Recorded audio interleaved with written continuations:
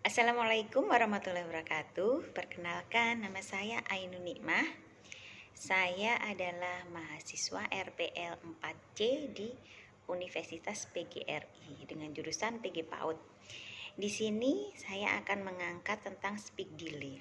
Nah, speak delay adalah sebuah kondisi yang dialami oleh bayi dan anak-anak yang menyebabkan mereka mengalami keterlambatan bicara dan berbahasa. Seringkali mereka mengerti ketika seseorang berbicara, namun sangat sulit untuk mengucapkan dan mengeluarkan kata kembali. Speak delay pada anak adalah yang pertama, jarang mencoba berbicara atau meniru perkataan orang lain. Kedua, tidak bereaksi saat dipanggil. Ketiga, menghindari kontak mata saat diajak berbicara. Keempat, kesulitan menyebut benda-benda di rumah. Kelima, belum bisa merangkai 2 atau 3 kata. Keenam, tidak dapat mengikuti petunjuk sederhana. Ketujuh, memilih menunjukkan gestur tubuh daripada berbicara saat meminta sesuatu. Kenapa sih anak bisa terkena speak delay? Ada 3 hal yang menyebabkan anak-anak mengalami speak delay. Yang pertama yaitu gangguan pada otak. Yang kedua, gangguan pada telinga. Bisa jadi anak tidak merespon dari percakapan kita atau tidak mengerti bahasa karena memang mengalami gangguan di telinga. Yang ketiga, gangguan pada mulut. Gangguan pada mulut atau oromotor ini bisa jadi dari faktor kesehatan juga. Jadi barangkali ada tongue tie atau lips tie yang juga bisa mengganggu kondisi berbicara anak. Sebenarnya speak delay sudah bisa kita lihat dari anak berusia 0 bulan.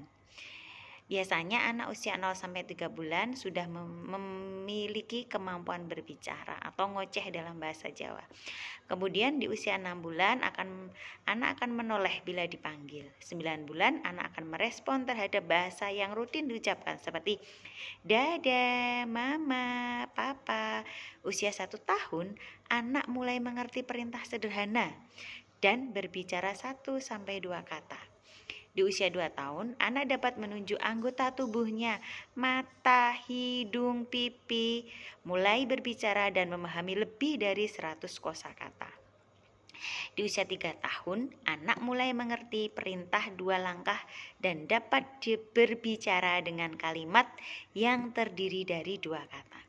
Jika anak kita mengalami kondisi di bawah hal tersebut, bisa jadi anak-anak tersebut mengalami keterlambatan bicara. Nah, bagaimana cara mengatasi jika anak-anak kita sudah terkena speak delay?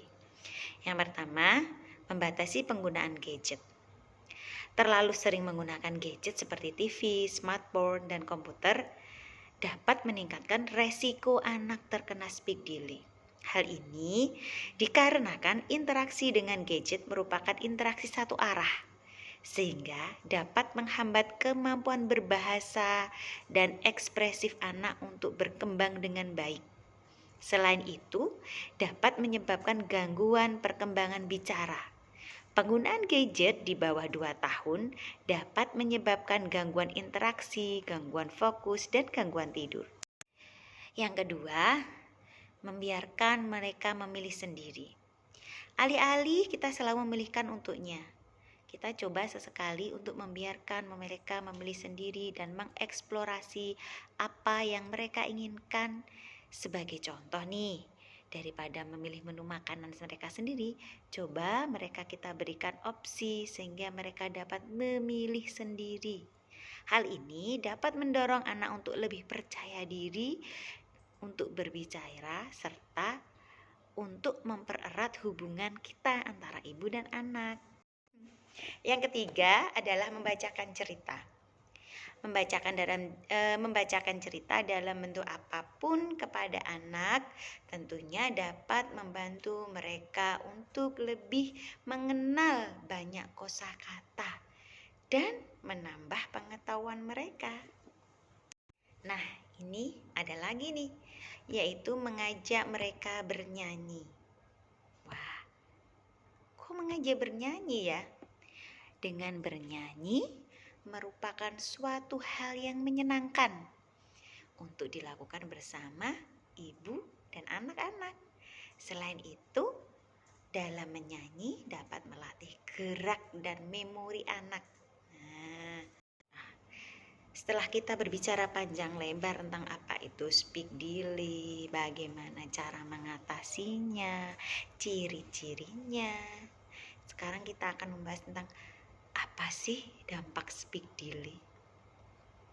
Nah, kondisi speak delay sangat mempengaruhi perkembangan anak, terutama perkembangan sosial emosinya. Dari sisi emosi, anak yang mengalami speak delay cenderung mengalami masalah emosi. Dia mudah marah karena orang-orang di sekitar tidak mengerti apa maksudnya. Dia ingin berinteraksi, dia ingin mengungkapkan keinginannya, dia ingin berbicara, tapi kita orang dewasa tidak paham. Jadinya ya begitu, mereka akan cenderung lebih suka marah atau lebih-lebih bisa terjadi tantrum. Nah, itu tadi dari segi emosi. Sekarang dari sisi sosial. Anak yang mengalami speak delay cenderung kurang percaya diri. Gimana mau percaya diri? Mau ngomong aja temennya pada nggak tahu. Lingkungannya menolak. Bagaimana dia bisa nyaman berinteraksi jika orang dewasa di sekitarnya pun tak paham apa yang dia inginkan. Nah, dari sini kita bisa menarik kesimpulan bahwasanya anak-anak yang terkena speak delay itu butuh difahami, butuh dimengerti, butuh didekati, dan juga yang paling penting butuh diapresiasi. Seberapapun bisanya mereka bicara, tapi tetap mereka butuh diapresiasi dan